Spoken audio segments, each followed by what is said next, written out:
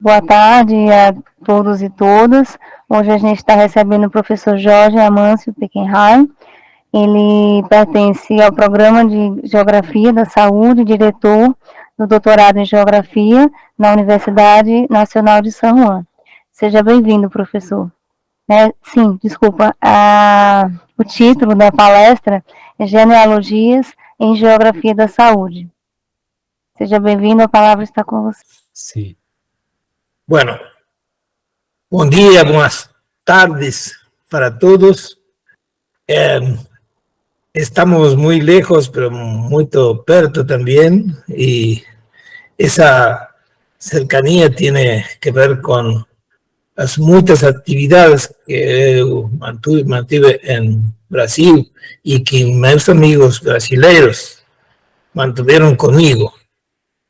Este pedido de Priscila, una gran amiga, ella y su esposo, es para mí un honor, y ella falou que hiciera una fala devagar para que vocês puedan entender un idioma intermedio, ¿no?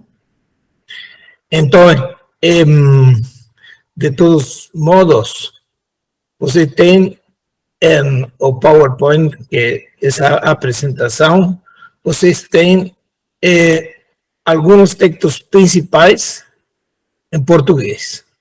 Vocês pueden cubrir allí algunas dudas y también preguntar todo lo que vocês quieran durante a fala, durante a palestra.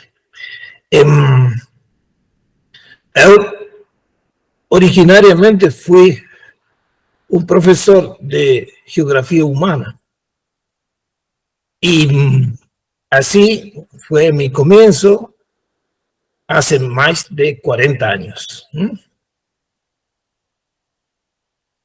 Pero ainda después fui especializando cada vez más en geografía de la salud, y en ese tema tratan las palestras que yo hago, los trabajos que yo hago con Brasil.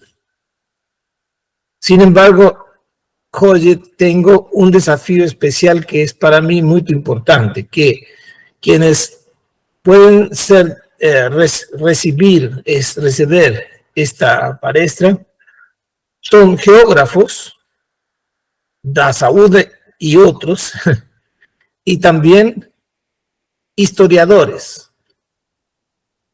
Y esto para mí es importante porque yo también tuve relación con historiadores en épocas que yo era profesor titular de la universidad.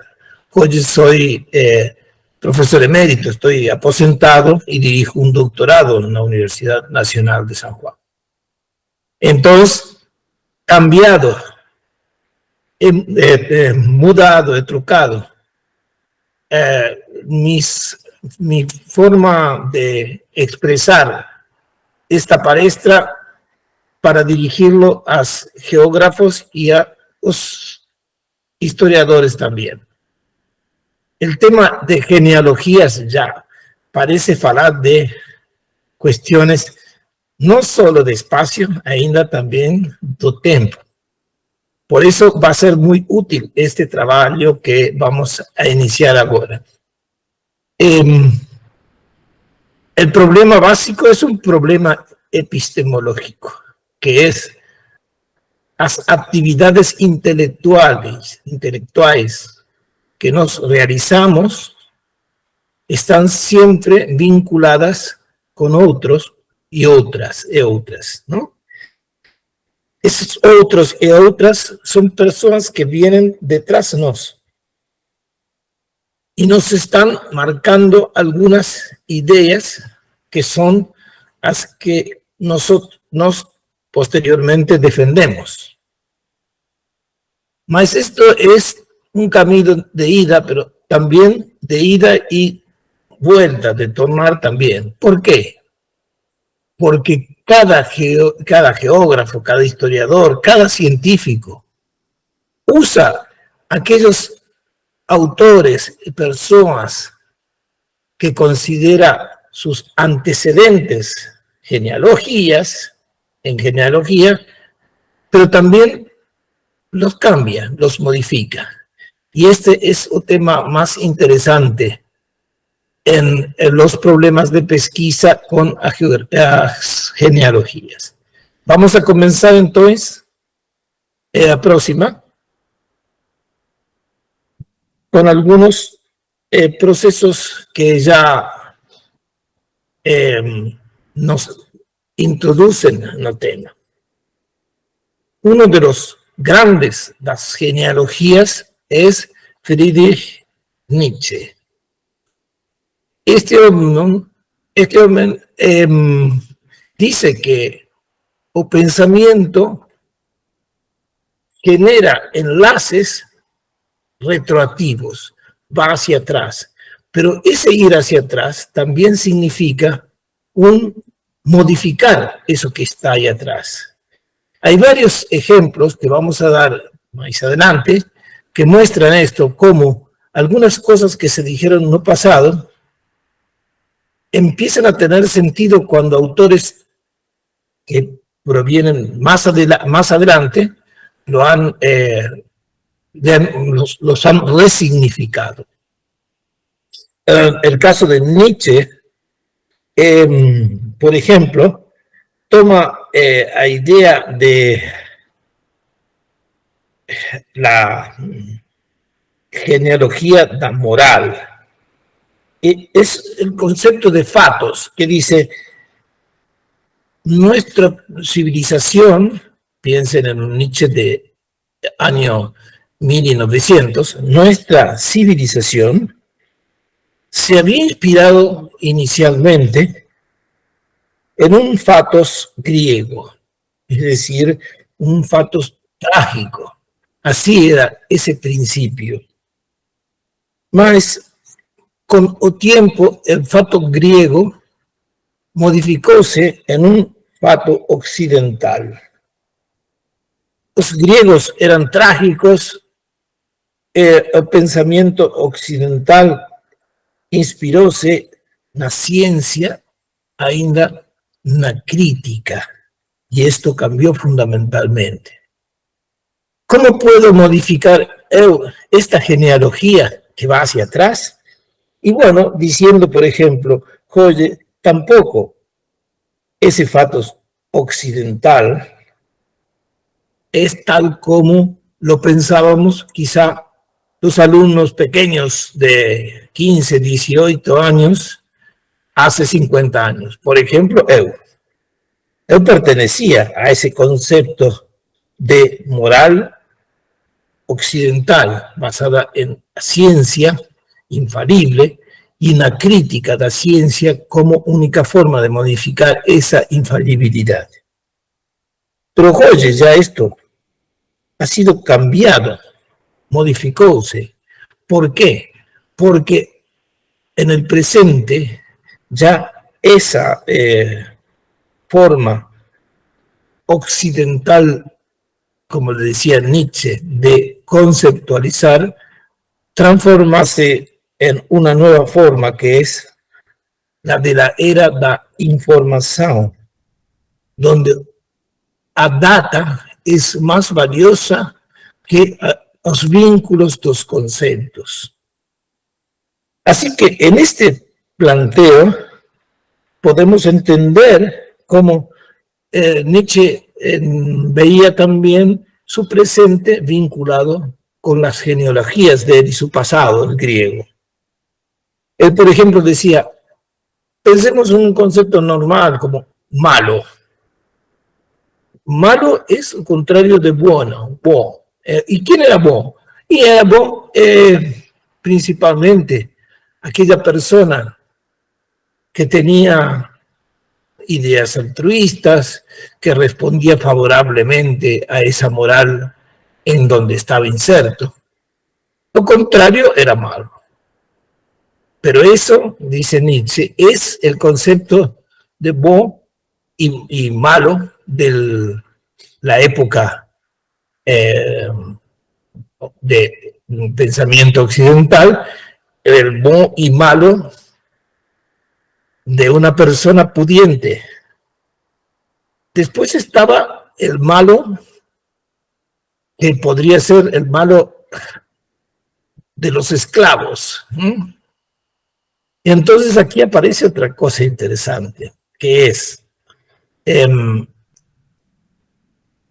existe, por ejemplo, una persona mala que simplemente no actúa como la sociedad quiere, y otra que tiene un odio hacia esa sociedad de ricos. Entonces, Nietzsche, que tenía un idioma como el alemán, que es más rico que las lenguas latinas en esto, utilizaba dos términos. Por un lado, estaba la palabra böse. Böse en alemán es malo. Y por otro lado utilizaba schlecht. Schlecht en alemán es maldad. Entonces, para los hombres de la Revolución Francesa que mandaban a los reyes a la guillotina, la palabra malo no cabía. Necesitaba la palabra malo de los esclavos, y esa era schlecht. Yo diría acá para nosotros, no sé si en portugués igual, la diferencia entre malo y maldad. Bueno, todo esto entonces está marcando a comienzo de idea de que la genealogía, las palabras y las personas que nos inspiran marcan nuestro presente. Vamos al próximo.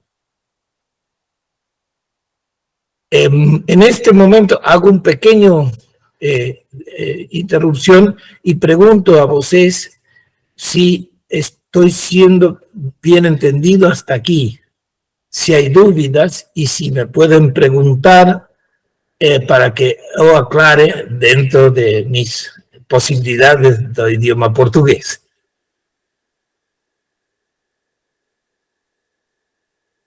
Está claro, profesor. ¿Está claro? Está. Bien, voy a hacer lo más lento y simple posible.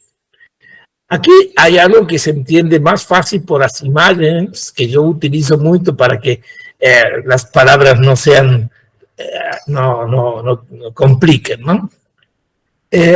Si somos nosotros, somos un resultado de que lo que nuestros precursores prometieran.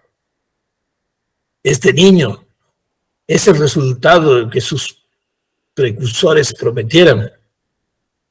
La pregunta sería, ¿mas conocemos nosotros, los verdaderos profetas, los orígenes genealógicos? Y aquí empieza el problema da duda existencial dos científicos de hoy. Y allí vamos a entrar lentamente en el tema. Próxima, Priscila, por favor. He utilizado algo que posiblemente ustedes hayan leído alguna vez, que es un escrito de Borges llamado Kafka y sus precursores, que justamente habla de genealogías. Está en el libro de él llamado Otras Inquisiciones. Y él dice, cada pensador cría sus precursores. Es una forma bastante metafórica, pero muy justa, de aclarar esto que yo intento decir. O seu trabajo modifica a nuestra concepción do pasado, tal como debe modificar o futuro. Es decir, que estos precursores nos modifican, mas cuando nosotros falamos de ellos, entonces vuelve atrás el camino.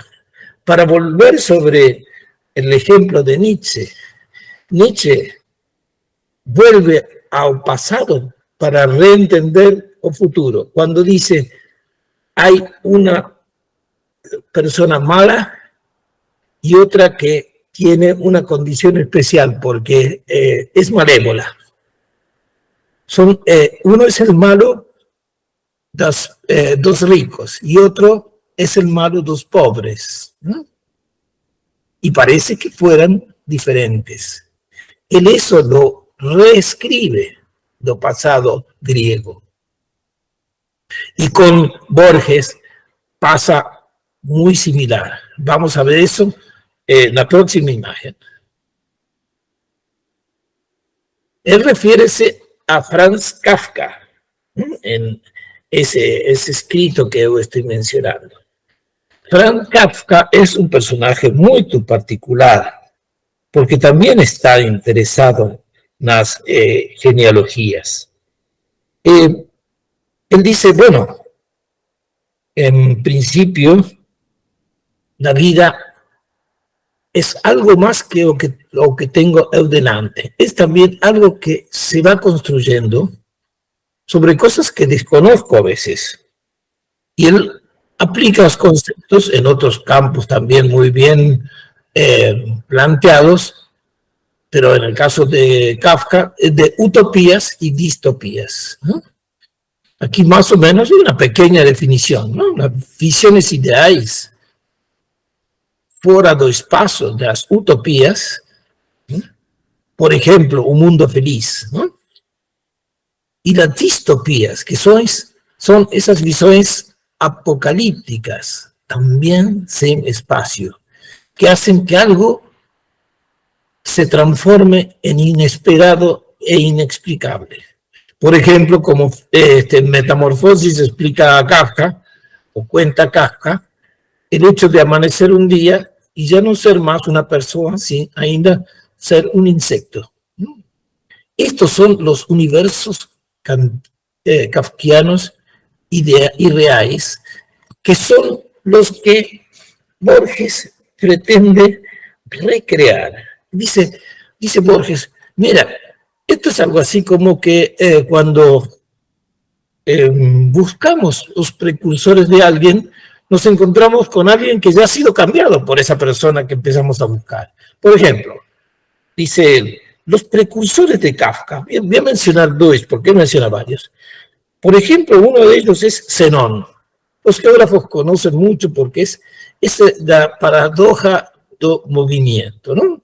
A diferencia de Heráclito, que decía que todo era devenir, pasar, que los geógrafos utilizamos mucho, que es la metáfora de un río que siempre pasa y no vuelve para atrás, está la metáfora de Zenón, que también era la de Parménides en los griegos, que decía lo contrario, que todo está fijo porque no hay posibilidad de moverse. Yo pregunto a vos, qué sé yo,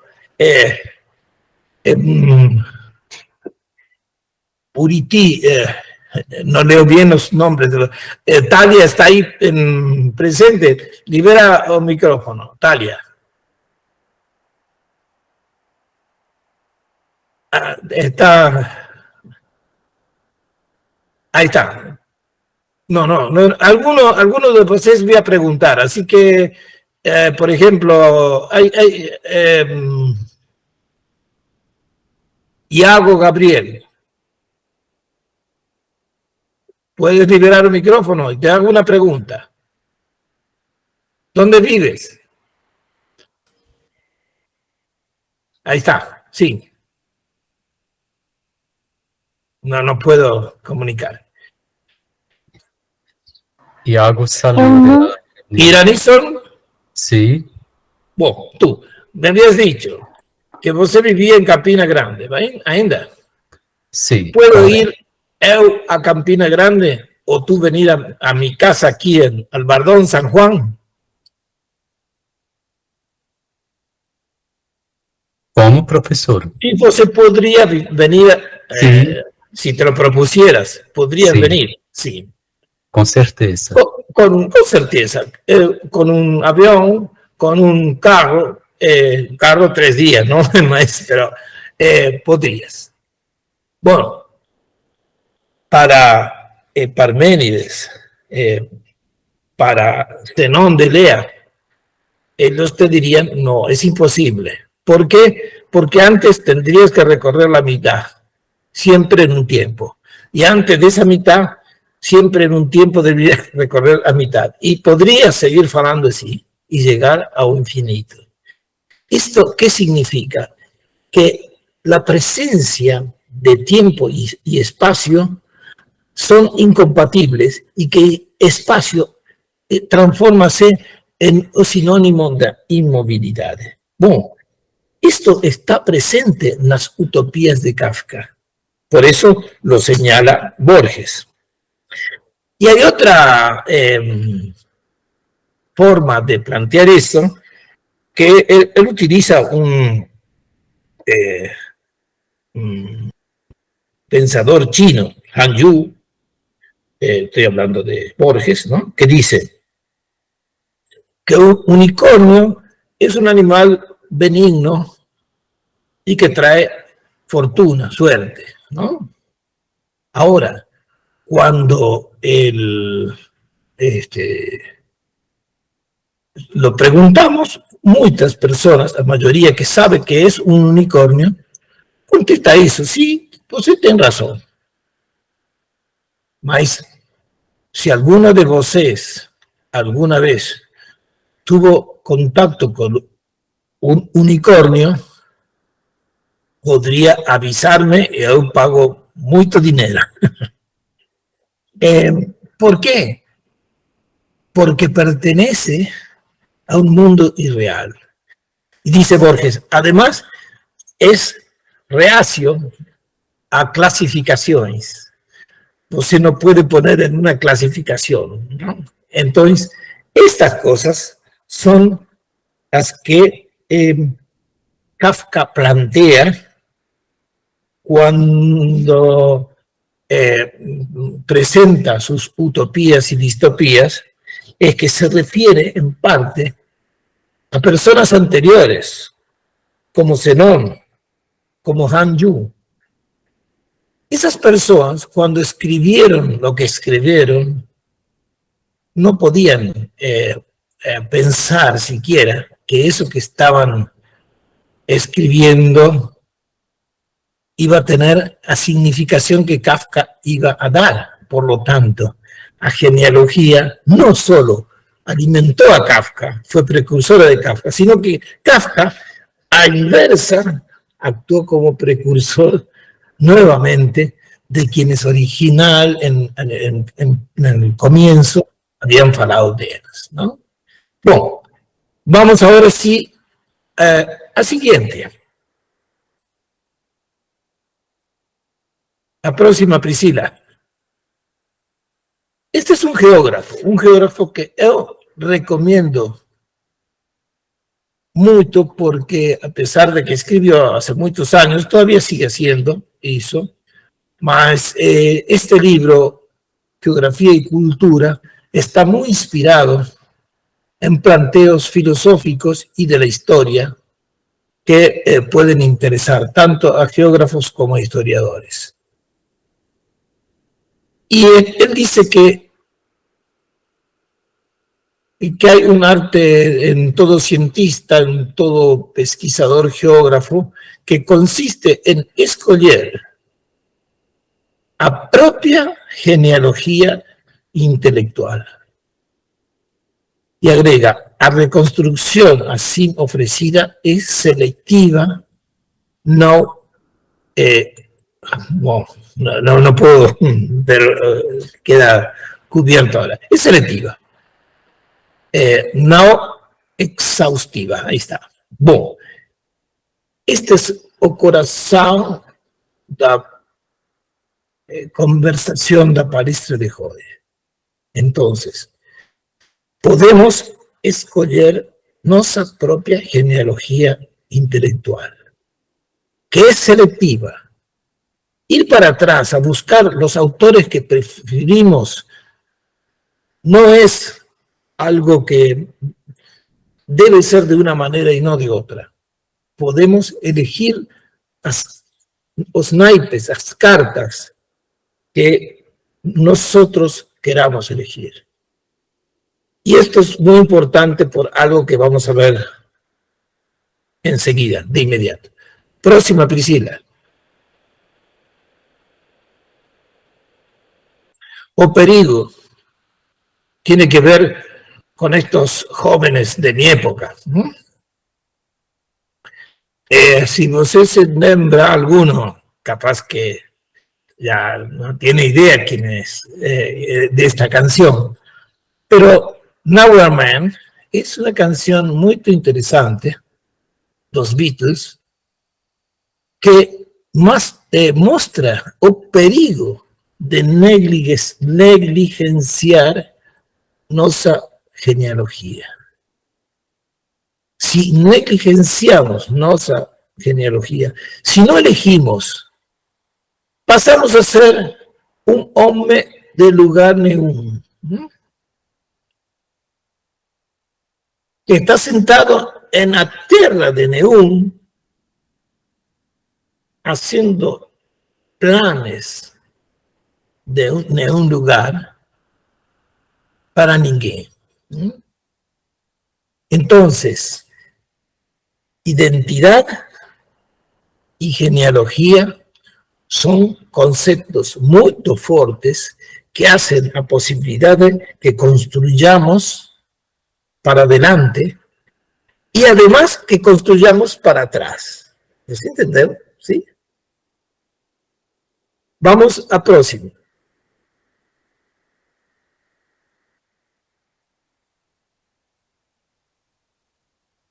Aquí aparecen dos cosas muy importantes. La primera, aparece Marx con un computador. Es decir, la ideología viose impactada en los tiempos modernos por la tecnología. Yo no sabía que era un computador cuando empecé a estudiar en la universidad. Mas ya estudié en primer año, cuando tenía 17 años, ahora tengo 74, estudié la primera edición de un libro de Kuhn, que llámase A Estructura das Revoluciones Científicas. Esto para que los más jóvenes, quizá todos ustedes, todos vosotros, puedan entender también que esta mudanza tecnológica pudo avanzar muchísimo, mas algunos conceptos ideológicos siguen siendo parecidos.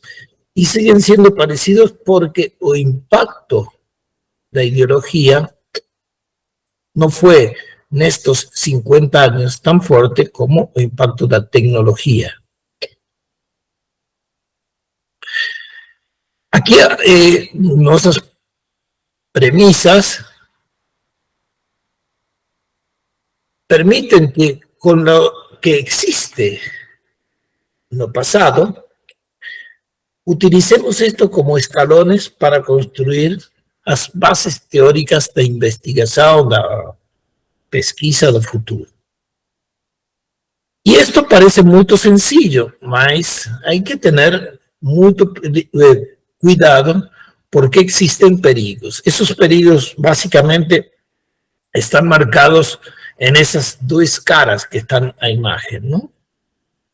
Esas máscaras usadas para confundir, que desde el presente le ponemos a los pensamientos del pasado. La palabra comunista cambió de sentido. Antes era un orgullo, hoy es una lacra. La palabra libertario, piensen en los argentinos pobres, que ahora viven con una persona que en nombre de una palabra libertario, que es la misma que utilizaba, por ejemplo, Eliseo Reclus, sin embargo, da un sentido que permite que se transforme toda la posibilidad de protección de los más débiles en el Estado, ¿no? Esto significa entonces que es una palabra que ha sido modificada. La misma palabra ecléctico, porque antes ecléctico significaba algo burdo, porque era un personaje con orejas de burro, con ojos de abeja o de mosca, con nariz de elefante. Y Joye es construir a partir de la asociación de muchas cosas. Esto significa entonces que hay que repensar algunas cuestiones vinculadas con la genealogía y lo que nos dicen en los libros de Joye, la genealogía de Onten. La próxima piscina. Y ahora vamos a comenzar con los problemas de las genealogías. Eu vou falar um pouco das minhas. Mientras eu falo de isso, você poderia pensar nas próprias genealogias. Algunos geógrafos de la salud, como eu, otros historiadores, otros geógrafos sociais, etc. Cuando yo tenía, como yo conté, 17 años, comencé en la universidad, con las aulas regulares, y tuve estos profesores, Rey Balmaceda, Horacio Di Frieri, Federico Daus. Rey Balmaceda fue mi director de trabajo de docente, Horacio Di Frieri fue principal mentor, y Federico Daus fue el director de mi tesis doctoral. Todos ellos pensaban muy distinto que yo. Por ejemplo, ellos tres eran de derecha y yo soy de izquierda. Bueno. Sin embargo, ellos construyeron la geografía que iba yo a heredar de mis antepasados. ¿Y quiénes fueron mis antepasados? Muchos de ustedes a lo mejor tienen vivencias similares. Alexander von Humboldt, Karl Ritter, Friedrich Ratzel, Vidal de la Blache, es decir, la cuna alemana y francesa que generó la geografía de comienzo, fin y comienzo de siglos XIX y XX. Pero terminó mi doctorado, terminó mi profesorado, empecé a ser profesor en la universidad, me mudé de Buenos Aires a San Juan y empecé a ver que había cosas que mis profesores no me habían mostrado. Posiblemente esos 4 autores que están arriba, geógrafos, posiblemente comprendan más que los historiadores, empezaron a llamar atención y empecé a descubrir que la geografía era otra cosa. ¿Qué estaba haciendo? Estaba haciendo el examen de mi propia genealogía. Max Sorre empezó a marcar el comienzo de mi inclinación, de mi voluntad de hacer geografía de la salud. Horacio Capella, quien conocí y después fui quien propuse a él como doctor honoris causa de la Universidad de San Juan. Marcóme porque me enseñó a teoría de la geografía que yo quería aprender. Y que sí tenía parte de Humboldt, de Ritter, de Ratzel, de Vidal, pero era otra cosa. Reclus me conectó con mi verdadero pensamiento en lo social, que era muy importante. Y descubrí la geografía latinoamericana con Milton Santos. Cuando fui presentado a él estaba en Cuba, él y yo también, fue un momento maravilloso que posiblemente haya sido el momento de elección definitiva de mi propia genealogía, que se marcó entre los 25 años, cuando terminé mi carrera universitaria, y los 35 años, cuando conocí a Milton, que ya había empezado a leer. Cuando escuché una palestra de él, ahí entendí por qué era geógrafo. Y ahí yo les pido a ustedes que unan esto con el Nowhere Man de los Beatles, ¿no? Ahí descubrí que no era un señor de ninguna parte, ¿no? Haciendo planes para nada, como decimos en español. Ahí descubrí que estaba construyendo sobre los pilares que yo mismo había elegido, ¿no? La próxima, Priscila. Esto mismo llevado a la geografía de la salud. Podemos tener desde Hipócrates, sigan las flechas, ¿no? Desde Hipócrates a Hegerstrand, un camino normal. Hipócrates, el gran pensador griego, que a lo mejor no fue uno, eran muchos, pero que basaban los principios sobre los que hoy realizan su juramento los médicos y los profesionales de la salud. Esa vendría a ser una base original.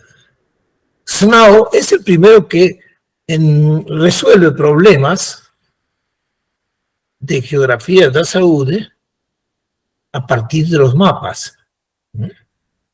En Inglaterra, localizando los mapas de las fuentes de agua, bombas de agua, descubre dónde estaban los focos de la enfermedad de cólera. Max Sorre, porque es el fundador de la geografía de la salud. Y Hegerstrand, porque es el vínculo de esa fundación de Max Sorre con un presente ya ayornado. Él hacía ya mapas con una tecnología muy primitiva, pero mapas de computadora. Bueno, pero esta es, digamos, una base de la mudanza de la geografía de la salud. Son ciertos precursores. Ahora miren los gráficos de la izquierda, ¿no? Allí aparecen otros autores, y esos autores marcan distintos caminos que también es posible seguir. Entonces, esa mudanza marca una serie de novedades que no están vistas en estos precursores originales. La próxima, Priscila.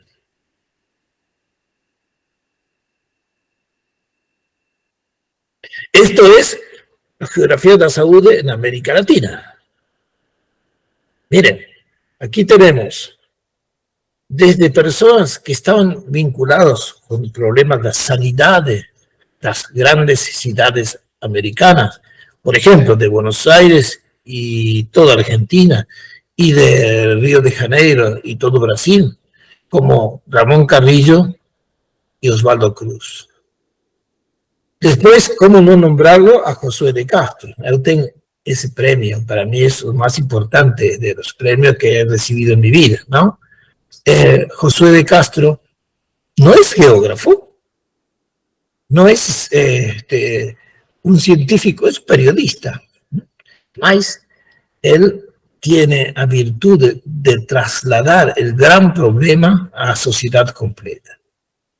Y finalmente Luisa, que es cubana, nos amiga también, como amigo de todos los brasileños, que ella nos ama mucho, que ha construido una geografía de la salud que es común a todos nosotros. La ha hecho latinoamericana, no por ellas, ainda por todos nosotros. Y si van también a imagen de izquierda, encontrarán, ahí podría, no la puse a Priscila porque no quería marcar una cosa que fuera de esta, pero bueno, están todos los grandes geógrafos, Cristóbal, naturalmente, mi amigo entrañable, Raúl Guimarães, Susana Curto, Argentina, Ivo Chagas, Salvador Massa, médico, argentino, y también Francisco Mendoza y Jean Vitun, que trabajan en Brasil, y Santana Juárez, que trabaja en México. Todo este es un mundo en el que pueden hacerse selecciones. Yo no estoy aquí para decir, miren, elijan a este y no a aquel. Estoy aquí para decir, miren, elijan si están en geografía de la salud y háganse su propio gráfico si están en historia o en geografía social, etc. La próxima, Priscila. Esto lo hizo Raúl con Carolina Russo Simón, doctora reciente. Ellos tomaron disertaciones y tesis y miraron las bibliografías. Y en las bibliografías buscaron aquellos autores que estaban más repetidos y crearon estos mapas conceptuales, ¿no? Generalmente, o principal, siempre sigue en Brasil, y no podría ser de otra manera, en Argentina igual, es Milton Santos, ¿no? Pero vos ve ahí cómo existe un vínculo a las genealogías. Ahí ya no es una persona que yo elegí porque quiero ser diferente a los demás. No, es porque esa persona también gustó a tanto, a otro y así. Esos mapas son muy útiles y son parte de la forma de entender las genealogías en la ciencia y en particular en la geografía de la salud, que sería el caso este. La próxima. Bueno, aquí tienen miles de personas, no miles, posiblemente 20, 30, como ejemplo, para ver todos aquellos que tienen en geografía de la salud para elegir. A izquierda están los europeos, salvo Raiz Akhtar, que es indio, y a derecha los americanos, como mexicanos como Sáenz de la Calzada, argentinos como Susana Curto, a Yola Verhasselt, que es belga, la puse a derecha porque ella contribuyó mucho en la geografía argentina, de la salud de Argentina y brasilera. Samuel y Cristóbal, brasileros, Gustavo Bussay y Carolina Becerro, argentinos, y José Seguinot, que es de Puerto Rico. Samuel Pessoa no lo he citado, pero bueno, es un caso justamente no estrechamente geógrafo, sino ainda que sigue siendo básico para la geografía de la salud. Bueno, aquí tienen, digamos, un panorama de muchas selecciones que pueden realizar. A próximo. Esto es importante que tomemos en cuenta. La revista más importante de la geografía, que se llama Herodot, tiene por nombre el nombre de un geógrafo que en realidad, más que geógrafo, es historiador. Los libros de él son los 9 libros de la historia, no de la geografía. Pero bueno, ¿por qué pusieron el nombre Herodot a esta revista? Principalmente esta publicación está inspirada en una geografía social y crítica. Y el primer científico social y crítico para ellos, y yo coincido, es Herodot, porque él pensó en que los hombres están divididos en dos a partir de una forma social de pensamiento. Los que sostienen la producción y los que sostienen el trabajo. Unos son los ricos y otros son los pobres. Y eso es justamente lo que moviliza luego a la geografía crítica y a la historia crítica de mediados del siglo pasado. Aquí hay una muestra muy interesante que es ver, por un lado, mirando un pizarrón, y en el pizarrón yo puse la figura de Herodot, y atrás en su espalda la de Estrabón, que sería la versión geográfica de este Heródoto historiador, y muchos discípulos mirando el pizarrón, ¿no? En los discípulos debe verse poco esto, pero muchos conocerán esta tapa de revista. Están todos los grandes políticos de la izquierda de su época. Por ejemplo, Kropotkin, Toynbee, Fidel Castro, Plejánov, Ho Chi Minh, Che Guevara, muchos filósofos como Lukács, por ejemplo, y también algunos, digamos, teóricos como Luxemburgo o Jean-Paul Sartre. Como chiste, como broma, como brincada, está también Kissinger, repetido 2 veces, con las orejas de un burro en el escenario, ¿no? Esta revista, Herodot, hizo mucha referencia, inclusive ahí tienen un número posterior, este es de los primeros, 1976, pero después un número posterior fue dedicado íntegramente a Liceo Reclus, un geógrafo que fue negligenciado como genealogía y que ha sido en realidad o padre o pai la mayoría de nos.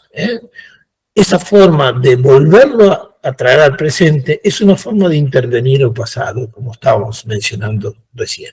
Próxima, Priscila. Y vamos a empezar a nuestra última parte, en donde vemos cómo se plantea el problema de la epistemología como tomada de posición. Por lo pronto, episteme es local a partir del cual el conocimiento científico es generado. Y ese local está definido a través de las relaciones, das recurrencias y das continuidades. Pero también ainda sus contrarios. Es decir, que hay una historia que nos conduce a un pasado y otra, el discurso, que nos lleva del pasado al presente. Cuando llegamos al presente, que es el significante, nos trasladamos nuevamente al pasado para reconstruir los significados. Entonces, ¿cuál es la actitud de la teoría? Por definición de teoría, teoría es quedarse quieto. Teo, Dios, contemplar a Dios, paradito, sentado, así como estamos. Y en esa actitud de contemplación, escoger ideas. Así es como debe esclarecerse esa búsqueda por la genealogía. Vamos a la próxima. Una palabra muy común en la geografía de la salud es la palabra síntoma. La palabra síntoma, o síntoma para vocês, es un mensaje de qué es lo que nosotros, a través de nuestra condición corporal, transmitimos a otros. Esa transmisión es un relato. Cuando el relato es oral, pasa lo mismo que en la brincada de la izquierda, ¿no? Que uno dice, Mire, hace una semana que no como, no duermo, no bebo agua. ¿Qué tengo? Y el médico, el doctor dice, fome, sonne y sede. Claro, en realidad el problema es que no debemos confundir causa con efecto. Un médico que ve ingresar un paciente, un hombre, a su consultorio, al lugar donde él atiende, ¿no? Y lo ve de color amarillo, inmediatamente sabe que tiene el síntoma principal de afecciones al fígado, ¿no? Y eso hace que el mensajero, que está de color amarillo, le esté enviando un mensaje. Entonces, de esa forma se produce el problema del síntoma. ¿Y cómo vamos a llevar esto a las búsquedas de la genealogía? Y porque como científicos, como pensadores, como filósofos, como historiadores, como geógrafos, siempre vivimos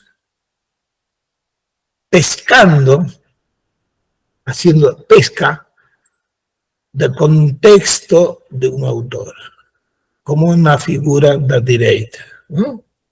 Entonces, ese pescar, ¿no?, como quien saca un pez de agua, ¿no?, es la búsqueda de las metáforas de la genealogía. Vamos a próxima.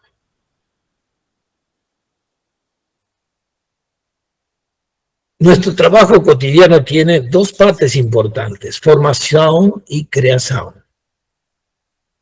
Primero, la formación se basa en la lectura y la creación se basa en hacer. La lectura debería ser sistemática, a fondo y principalmente, no siempre, pero principalmente a primera agua de los autores originales, ¿no?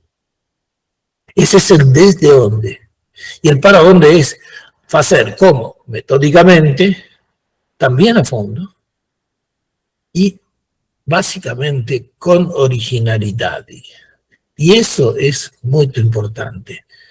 No vamos a repetir la historia, no vamos a usar a nuestras genealogías, nuestros precursores, para escribir lo mismo que ellos. Eso es absurdo. Hay que sumar algo, porque si no, no sería ciencia. Adelante, próxima. Entonces, formación más creación, que son los dos puntos que hemos visto, determina un estilo que es nuestra propia creación. Y allí es cuando tenemos, por un lado, a teoría y un método, derivados de que la creación. Más estilo es sinónimo de sujeción, porque es habernos adaptado a comunidades científicas con una forma de lenguaje, etc. Más la formación, esa es la libertad de cada uno de vosotros, y esto es muy importante. La próxima. Aquí volvemos a un autor mencionado, que es Michel Foucault. Voy a mezclar dos libros. Uno dice arqueología del saber, todos conocen, y otras palabras vistosas también. Y yo voy a decir aquí arqueología de las palabras. Con esta idea, Foucault ha modificado a su predecesor. Si usted se lembra, su predecesor justamente era Nietzsche, ¿no?, quien decía que había que buscar atrás en las palabras. Y lo hizo de una forma brillante, porque él consideró no solo la manera de pensar las palabras, sino ainda también la manera de pensarlas siendo como eu soy. Era muy importante la condición, por ejemplo, homosexualidad de Foucault. ¿Por qué? Porque eso está impreso en su obra y construyó un nuevo mundo.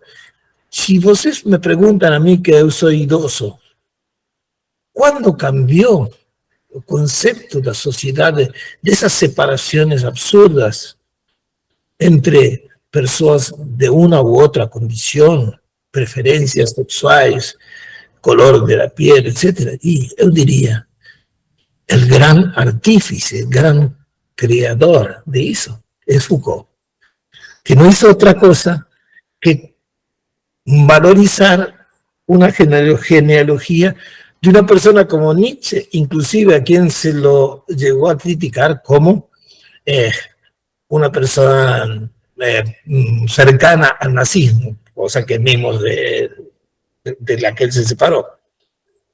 Pero fíjense cómo las genealogías construyen sin que lleguemos a pensarlo siquiera. Vamos a la próxima. Aquí hay un groupie. El groupie suma 500 años. Del groupie solo puedo decirles que yo tengo 74, que estoy al lado de Raúl Guimarães a derecha de la imagen, ¿no? Mas, si você mira, en este grupo hay personas que hoy tendrían perto das 90, 1, perto das 80, 2, perto das 70, 2, 1, ¿no? Perto das 60, 2, y perto das 40, 4. Las genealogías se encuentran en distintos puntos y por distintas circunstancias y condiciones. Y eso marca inclusive cómo después puede verse ainda modificada a geografía que esas personas representan. Si usted lee un libro de geografía de la salud de hoy, va a encontrar algo de ese perfume que está aquí en esta foto, imagen en un lugar de Argentina donde fuimos a participar de un congreso en el pasado, hace unos 15, 20 años. Aproxima que ahí no creo que es casi la última. Y ahora voy a marcar la diferencia a inversa. La genealogía de cabeza abajo, de cabeza arriba, ¿no? Porque muchos dos idosos reconstruimos nuestros propios conceptos leyendo a los que están posteriores a nosotros, ¿no? Y esto es fundamental. Para mí, esto ya es personal, ¿no? Tengo estas personas que hay 2 brasileños, 3 brasileños y un argentino, ¿no? Ellos me han mostrado una geografía de la salud y una geografía en general distinta a la que yo hubiera sido capaz de crear. Ya no es la genealogía para atrás, es una genealogía por eso, patas para arriba, ¿no?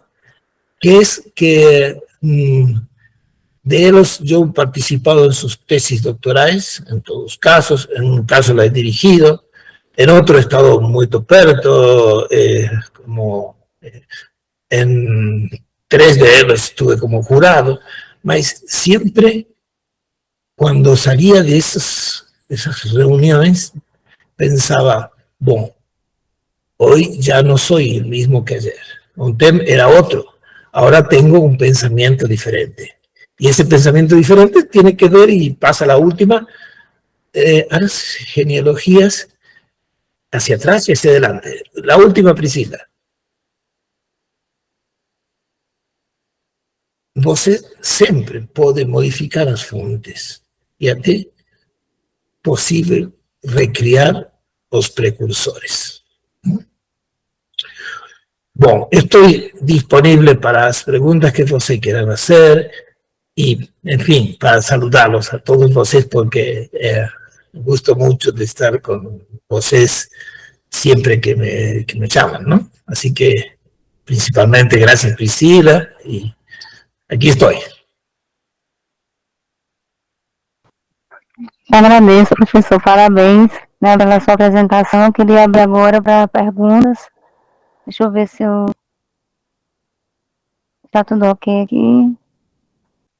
Está tranquilo, acho que todo mundo pode falar, se quiser, né? Claro.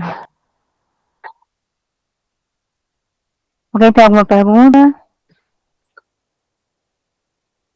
Se não, então eu vou começar com uma pergunta. Professor Jorge, uma coisa que eu queria saber, eu gostei demais, assim, né, dos autores que o senhor trouxe. Eu lembro mais ou menos, assim, desse tema que o senhor tratou pela primeira vez, eu acho que foi em 2000, no evento em 2015, 2016, por aí. Não lembro direito, mas eu sei que faz muito tempo. E para quem se interessar, né, por esse tema, quais seriam as primeiras leituras que o senhor sugere em relação às genealogias? As minhas. Ainda, mis primeras lecturas de geografía fueron las que indicaron los profesores en tiempos muy lejanos.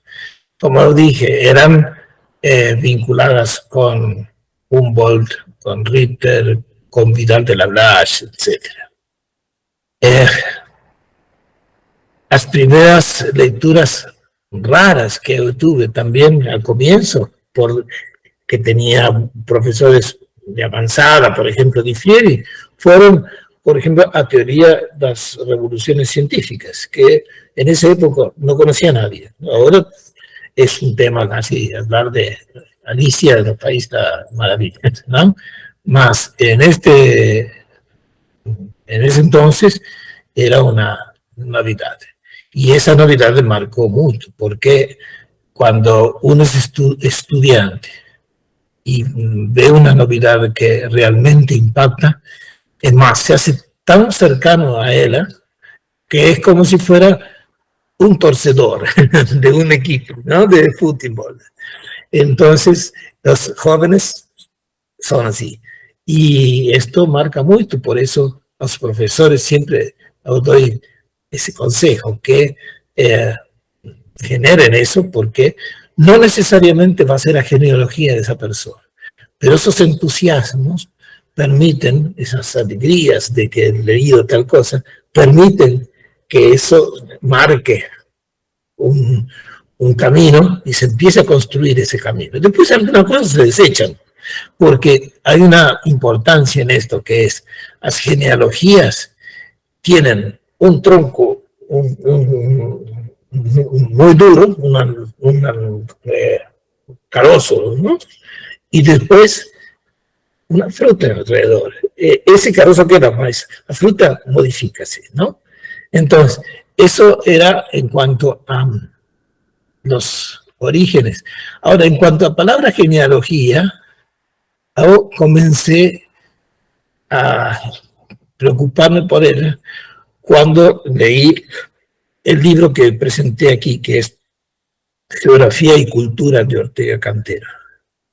Es un libro muy recomendable, precisamente porque él explica bien esto, da su idea, su parecer, y muestra su camino. Ortega Cantero está volcado hacia la geografía del paisaje, pero él reconstruye la geografía del paisaje alemana y holandesa, la geografía francesa que tuvo que ver con el paisaje, mas él ya está construyendo una nueva teoría del paisaje. Así que, bueno, quizá ese fue el motivo por el cual mucha parte de mi carrera en la teoría de la geografía tuvo que ver con la geografía del paisaje, justamente. Entonces, y después, cuando descubrí a Borges, yo de joven lo conocía a Borges y tuve oportunidad de hablar con él, mas como buen joven había leído unos 5 o 6 libros de él, no más. Cuando lo descubrí cuando él había muerto y yo tenía 50 años. Y ahí cambió mi vida, como cambió también con el caso de Milton Santos. Entonces, esos son hitos para mí, ¿no? Mais alguém tem alguma pergunta? Professora Nilson? Eu tenho. Daniel? Desculpa. Eu gostaria de perguntar ao professor qual a importância, né, de entender a contribuição do pensamento filosófico, no caso, como ele usou na aula, né, o Nietzsche, o Foucault, como se encaixa e qual seria a importância para nós, estudantes de geografia, que estamos produzindo a ciência da geografia, de entender essa contribuição do pensamento filosófico para essa produção da ciência e geografia, né? A partir dessa busca pela genealogia, etc. Gostaria que ele explicasse um pouco nesse sentido. Bien, muy buena tu pregunta, Daniel, porque realmente hay todo un mundo detrás de esa pregunta, ¿no? Cuando yo daba clase de epistemología, dedicaba una unidad completa a Foucault, porque él tiene muchas vinculaciones con la geografía. En primer lugar, porque si hay una ciencia, y eso lo pueden leer en un libro de Foucault inclusive, que se llama Microfísica do Poder, hay un capítulo dedicado a la geografía. Es una entrevista que hacen a él, de la revista Herodot, casualmente. En donde Foucault muestra que los geógrafos estamos muy influenciados por palabras, que esas palabras han ido teniendo distintos significados en distintas épocas. Por ejemplo, voy a tratar de recordar algunas. Región proviene, decía Foucault, de regere, de regir, de rey. Es decir, la palabra región es imponer condiciones en espacios habitados por personas. Esto hace que la geografía tenga una historia bastante compleja, digamos, desde el punto de vista de la guerra, de los conflictos, etc. Muchas veces la geografía fue un arma para la guerra, fue un instrumento, ¿sí? Y en ese sentido la geografía creció. No sé si hablo demasiado rápido, ¿no? Pero la geografía creció en esta valorización de la relación espacio y poder. Y eso ya se ve en las palabras. Entonces, es necesario, decía Foucault, que la geografía se embeba, se junte con otros conceptos que sean más valiosos para la posibilidad de hombre de morar en la tierra, de vivir en ella y de cuidar los objetos que están perto de él, más que en esta tradición que tiene que ver con origen de las palabras de geografía. Hay varias más. Provincia, por ejemplo, en Argentina, por ejemplo, decimos que nuestro país está dividido en provincias. La palabra provincia viene de vincere, es decir, espacio en donde yo he vencido. Eso decía Foucault. Entonces, de esa manera, él reconstruye, reconquista el valor de las palabras desde el momento que se han dicho, cuándo se han dicho, por qué se han dicho, y eso realmente es uno de los aportes valiosos. Te digo otro, y podría seguir, pero no quiero hacerlo muy largo, muy extenso. Además, Foucault entiende que a dominación do espacio es también un mecanismo de, digamos, de vigilar los espacios para que las personas no puedan vivir como desean. De ahí el libro Vigilar y Castigar, que también está en sus libros importantes.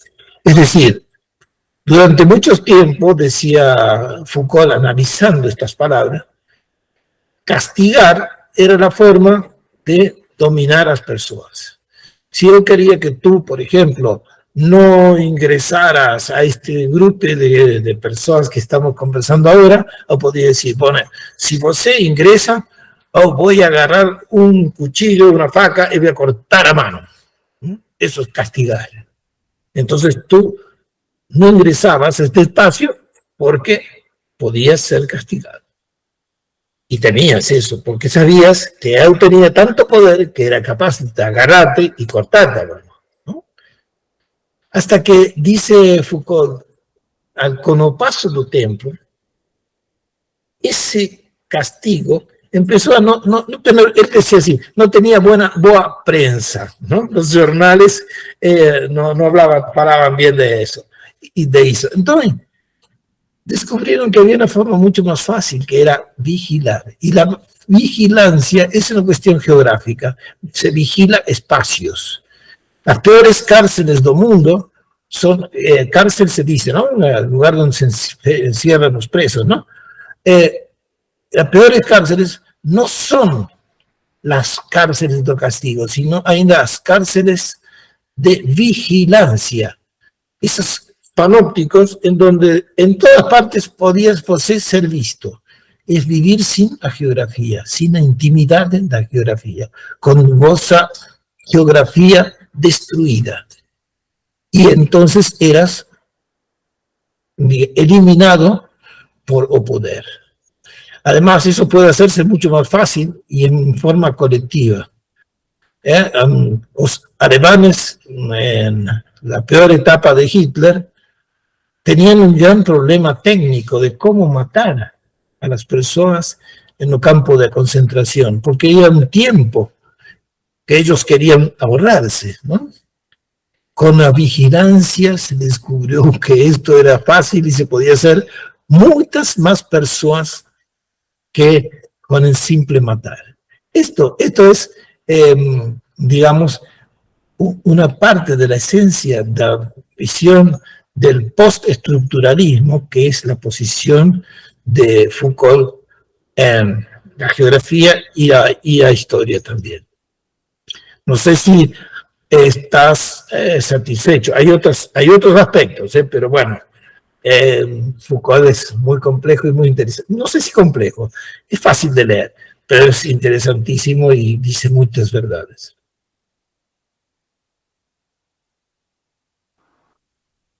Alguém tem mais alguma pergunta? Acredito que não. Então, eu gostaria de agradecer, professor Jorge, pela sua participação, agradecer pela palestra, que foi maravilhosa, viu?